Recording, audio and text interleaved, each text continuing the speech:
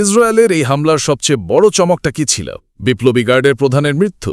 হ্যাঁ, মধ্যপ্রাচ্যের রাজনীতিতে বড় ধরনের নাড়া দিয়ে এই হামলায় ইরানের বিপ্লবী গার্ডের প্রধান মেজর জেনারেল রেজা আলী মোহাম্মদীর মৃত্যু এখন সবচেয়ে আলোচিত ঘটনা।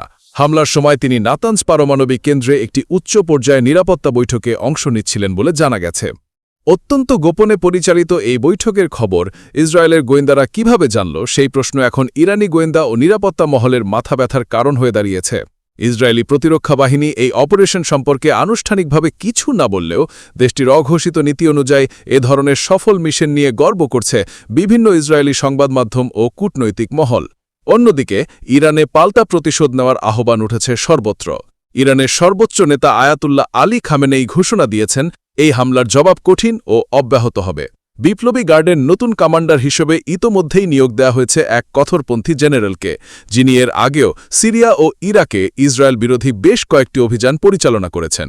বিশ্লেষকরা মনে করছেন, এই হত্যাকাণ্ড কেবল ইরানের সামরিক নেতৃত্বকে দুর্বল করেনি, বরং অভ্যন্তরীণ নিরাপত্তা ব্যবস্থার বড় ধরনের ফাঁকও উন্মোচন করেছে।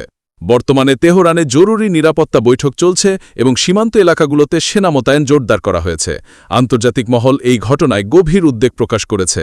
জাতিসংঘ এবং ইউরোপীয় ইউনিয়ন শান্তিপূর্ণ সমাধানের আহ্বান জানালেও পরিস্থিতি যেদিকে যাচ্ছে তাতে এক নতুন যুদ্ধের শঙ্কা প্রবলভাবে দেখা দিয়েছে। প্রশ্ন উঠেছে, এই মৃত্যু কি কেবল একটি যুদ্ধের শুরু, নাকি মধ্যপ্রাচ্যের অদৃশ্য আগ্নেয়গিরির পুনর্জাগরণ? এরকম আরও নিউজ পেতে সাবস্ক্রাইব করুন আমাদের ইউটিউব চ্যানেলে।